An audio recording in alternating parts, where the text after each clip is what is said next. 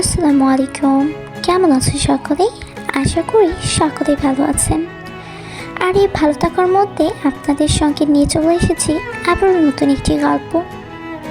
গল্পের নাম হচ্ছে আজও ভালোবাসি তোকে। আর গল্পের সঙ্গে আছি আমি পরি চৌধুরী। আশা করি গল্পটি অনেক ভালো লাগবে। তো আর কথা না বাড়িয়ে গল্পের মূলে চলে যাওয়া যাক। 5 বছর পরে নিজের ভালোবাসার মানুষের সামনে দাঁড়িয়ে আছে সাকিব। নিজের মেয়ের জন্মদিনে অনুষ্ঠানে এসেছে সে, কিন্তু সে জানে না যে মেয়েটা তার। পুতুল খুব অবাক হয়ে গেল এতদিন পরে নিজের ভালোবাসার মানুষকে দেখে। আরও অবাক হলো যে সাকিব তাদের মেয়েকেই কোলে নিয়ে দাঁড়িয়ে আছে তার সামনে। তাহলে কি সব কিছু জেনে গেল? না, আর ভাবতে পারছে না। অপলক তাকিয়ে আছে দুজন দুজনের দিকে। কতক্ষণ এভাবে তাকিয়েছিল জানে না, কিন্তু তাদের ঘোর কাটল সাকিব আর পুতুলের মেয়ে স্নিগ্ধার কথায়।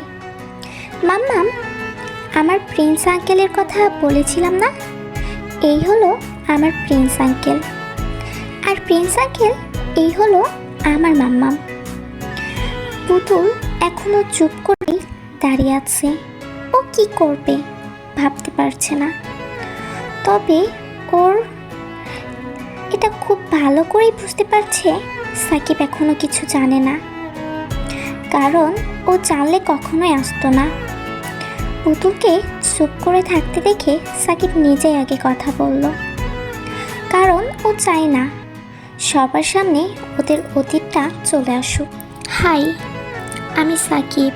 স্নিগ্ধার কাছে নিশ্চয়ই আমার কথা শুনেছেন।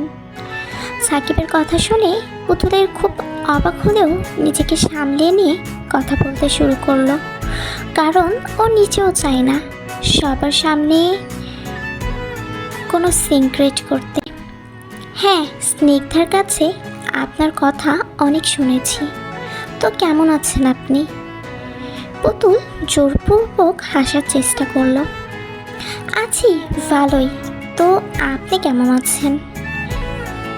এই তো চলছে। পুতুলের কথায় মাঝখানে একজন সুদর্শন পুরুষ এসে ওদের সামনে দাঁড়ালো। স্নিগ্ধা তাকে দেখেই বাবাই বলে তার কাছে গেল। এটা দেখে সাকিব যেন নিজের চোখকেই বিশ্বাস করতে পারছে না। তার মানে কি পুতুল সত্যি নতুন করে জীবন সাজিয়েছে? ভেবে একটা তাচ্ছিল্যের হাসি দিল সাকিব। ও আর এক মুহূর্ত এখানে দাঁড়িয়ে থাকতে পারছে না, কিন্তু তবুও নিজেকে সামলে নিয়ে ওখানেই দাঁড়িয়ে থাকলো। সাকিবের পাশে দাঁড়ানো ওর বন্ধু ফারহান বেশ বুঝতে পারছে সাকিবের মনের মধ্যে কি চলছে, তাই ও চাইছে যত তাড়াতাড়ি সাকিবকে এখান থেকে নিয়ে চলে যেতে। তারপর সবাই মিলে স্নিগ্ধাকে কেক কাটতে নিয়ে গেল। এখানে অনুষ্ঠান শেষ হলো, আর সাকিব তখন থেকে চলে আসবে এমন সময়ে পুতুলকে একা দাঁড়িয়ে থাকতে দেখলো। দেখি পুতুলের কাছে গিয়ে বলল, বাহ, ভালোই তো নিজের সংসার গুছিয়ে নিয়েছ। তাহলে আগে শুধু শুধু নাটক কেন করছিলে যে তুমি শুধু আমাকেই ভালোবাসো, আমাকে ছাড়া তুমি বাঁচবা না? আসলেই তোমার মতন মেয়েরা এমনই হয়, লো ক্লাস মেন্টালিটির মেয়ে তোমরা।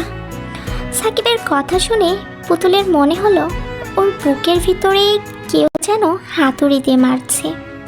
ও আর নিজের চোখের পানি ধরে রাখতে পারলো না, কিন্তু মুখে কিছুই বলতে পারছে না, কারণ ও জানে সাকিব ওর কোনো কথাই বিশ্বাস করবে না। তাই শুধু শুধু বলে কোনো লাভ নেই। তারপরে সাকিব তার কোনো কথা না বলে ফারহানের সঙ্গে চলে গেল। পুতুলও নিজেকে সামলিয়ে রুমের মধ্যে চলে আসলো। স্নিগ্ধার সাথে খেলা করছে সিয়াম। পুতুল ওখানে যেতেই স্নিগ্ধা এসে দুহাত বাড়িয়ে কোলে উঠতে চাইল। পুতুল ওর মেয়েকে বুকে জড়িয়ে নিল তারপর সিয়ামকে বলল, ভাইয়া তুমি একা কেন এলে, ভাবি কোথায়? তখন সিয়াম বলল, আর বলিস না, দুজনেই একসাথে রেডি হয়ে আসছিলাম, সেই সময় ওর স্কুল থেকে ফোন আসলো, ওকে এখনই যেতে হবে, তাই কি আর করার। তখন পুতুল বলল, তাহলে একটা কাজ করি, ভাবিকে ফোন দিয়ে এখানে এখনই আসতে বলি, তোমরা আজ থেকে কাল যেও। স্নিগ্ধা বলল, হ্যাঁ মাম্মা, খুব ভালো হবে, বাবাই তুমি কিন্তু আজ যেতে পারবে না।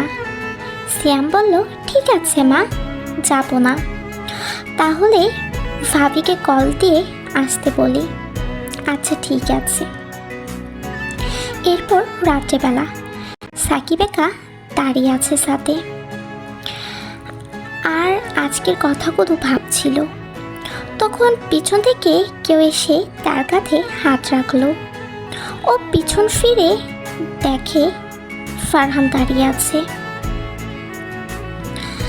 ফারহান ওকে বলল, কি হয়েছে তোর, মন খারাপ? গত 5 বছর থেকে দেখছি তুই এমন। আর কত সাকিব, আর কত কষ্ট দিবি নিজেকে, এবার সব কিছু ঠিক করে নে না ভাই। আর আমি জানি তোর মতো পুতুলও কষ্ট পাচ্ছে। ফারহানের কথা শুনে সাকিব হেসে উঠল। কি রে, হাসছিস কেন? তোর কথা শুনে। তুই কি বললি, পুতুল আমার জন্য কষ্ট পাচ্ছে? আরে ইয়ার, আমি জানি তুই সবসময় পুতুলেরই সাপোর্টে কথা বলিস, আর আগে তুই না জেনে বলতিস, কিন্তু আজ নিজের সামনেও সব কিছু দেখার পরেও তুই তার হয়ে বলছিস। হ্যাঁ, আমি আগেও পুতুলের হয়ে বলতাম, এখনও বলছি, কারণ আমি বিশ্বাস করি ভুলটা তুই করছিস। আমি আগেও বলেছি, এখনও বলছি, চোখের দেখা সবসময় ঠিক হয় না সাকিব। তুই একবার সত্যিটা জানার চেষ্টা কর প্লিজ। না, আমি আর কিছুই জানতে চাই না। আর ফারহান প্লিজ, আমি আর ওর নামে কিছুই শুনতে চাই না। চোখের সামনে ওর স্বামী ওর মেয়েকে নিয়ে সুখের সংসার দেখে আসলাম। আমি মানছি সব, কিন্তু এটাও তো হতে পারে যে স্নিগ্ধা তোর মেয়ে। মানে কি বলতে চাচ্ছিস তুই? যেটা বলতে চাচ্ছি তুই খুব ভালো করে বুঝতে পারছিস। এনিওয়ে চল ঘুমাই, আমাকে আবার সকালে চলে যেতে হবে। ওকে চল। তারপরে ওরা নিচে চলে আসলো। অপরদিকে পুতুলের চোখে ঘুম নেই, বারবার শুধু সাকিবের কথা মনে পড়ছে। পুতুল স্নিগ্ধাকে ঘুম পাড়িয়ে ছাদে গিয়ে দাঁড়ালো আর আজকের কথাগুলো ভাবতে লাগলো। ঠিক তখনই পেছন থেকে সিয়াম ওকে ডাক দিল। সিয়ামের ডাক শুনে পুতুল পিছনে ফিরল আর বলল, কিছু বলবে ভাইয়া? তোর কি হয়েছে বলতো পুতুল, সেই অনুষ্ঠানের সময় থেকে দেখছি। কিছু না ভাইয়া, তুমি ভুল ভাবছো। লুকানোর চেষ্টা করছিস? না, লুকানোর চেষ্টা করব কেন? সিয়াম বলল, দেখ পুতুল, আমি তোকে খুব ভালো করেই চিনি, তাই মিথ্যা বলার চেষ্টা করিস না। কি হয়েছে সত্যি করে বল। আর আমি এটাও খেয়াল করেছি, স্নিগ্ধার ওই আঙ্কেল সাকিব না কি যেন নাম, ওনাকে দেখার পর থেকেই তুই আপসেট হয়ে আছিস। আর ওনাকে আমি তোর সাথে আলাদা কথা বলতেও দেখেছি। তুই কি তাকে আগে থেকে চিনিস? সিয়ামের এমন কথা শুনে পুতুল আর কিছু লুকালো না। চিনি। আর শুধু চিনি এমন না, খুব ভালো করেই চিনি। আর উনি হচ্ছে স্নিগ্ধার বাবা। কি? পিছন থেকে কারো আওয়াজ শুনে পুতুল আর সিয়াম দুজনে পিছনে ফিরল। পিছনে দাঁড়িয়ে আছে সিয়ামের স্ত্রী মায়া। মায়া তুমি? হ্যাঁ সিয়াম, আমি। তোমাকে ঘরে না পেয়ে খুঁজতে খুঁজতে এখানে এলাম আর তোমাদের কথা শুনলাম। পুতুল কি বলছে এটা? স্নিগ্ধার ওই আঙ্কেলই হচ্ছে স্নিগ্ধার বাবা? হ্যাঁ ভাবি। তারপরে কেউ আর কোনো কথা বলল না, কারণ ওরা সাকিবকে না চিনলেও পুতুল আর সাকিবের সম্পর্কটা ওরা ভালো করেই জানে। তারপরে সিয়াম বলল, অনেক রাত হয়ে গেল, চলো সবাই ঘুমিয়ে যাই। পুতুল বলল, ভাইয়া তোমরা যাও, আমি একটু পরে আসছি। সিয়াম বলল, ঠিক আছে, তাড়াতাড়ি আয়। তারপরে সিয়াম আর মায়া চলে যায়, আর পুতুল ওখানে বসে বসে অতীতের ভাবনায় ডুব দেয়। কত সুন্দর ছিল সেই সময়টা, খুব হাসি খুশি ছিল সাকিব আর পুতুল দুজনেই। কিন্তু এক দমকা হাওয়ায় সব নিমিষেই শেষ হয়ে গেল। সাকিব চৌধুরী দেশের 1 নাম্বার বিজনেসম্যানের মধ্যে একজন। চৌধুরী গ্রুপ অফ কোম্পানির মালিক সমন চৌধুরীর একমাত্র ছেলে সাকিব চৌধুরী। ভার্সিটির সব টিচারদের ক্রাশ। সাকিব বর্তমানে ভার্সিটিতে মাস্টার্স পড়ছে। ভার্সিটির টপার সে, অ্যান্ড সব মেয়েদের ক্রাশ, কারণ সে দেখতে অনেক সুন্দর। তার চেহারার কথা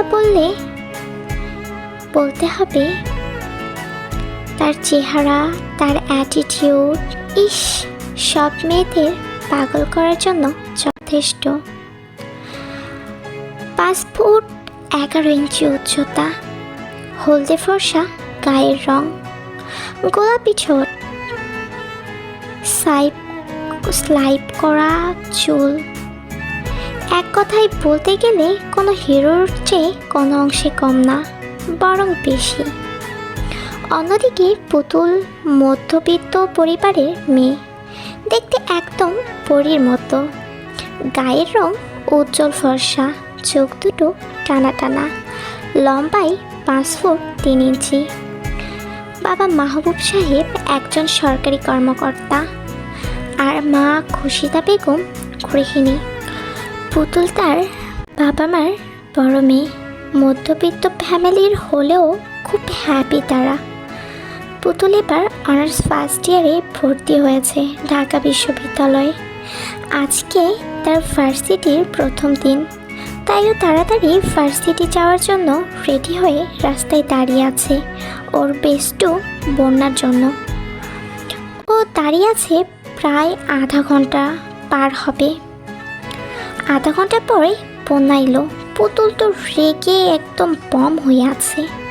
তা দেখে বন্যা ভয়ে ভয়ে বলল, সরি, আর হবে না, আর কোনো দিন আমার লেট হবে না। তোর সরি তোর কাছেই রাখ, তোর সরির খেতায় এখন। বান্দরনি, শয়তান, উগানটা, টিকটিকি, কোনহানকার, তোর জন্য আজ প্রথম দিনই লেট হয়ে গেল। সরি বললাম তো আমি, এবার তাড়াতাড়ি চল, না হলে আরও দেরি হয়ে যাবে। ঠিক আছে চল, আজকে হাতে সময় নেই বলে বেঁচে গেলি, না হলে তোকে 1 গ্লাস জলের মধ্যে চুবিয়ে মারতাম। ঠিক আছে চল এবার, চল মেরে মা। ওকে চল। তো এভরিওয়ান, কেমন লাগলো গল্পটি আপনাদের কাছে? যদি ভালো লাগে অবশ্যই কমেন্টে জানাবেন এবং নেক্সট পার্টির জন্য ওয়েট করবেন।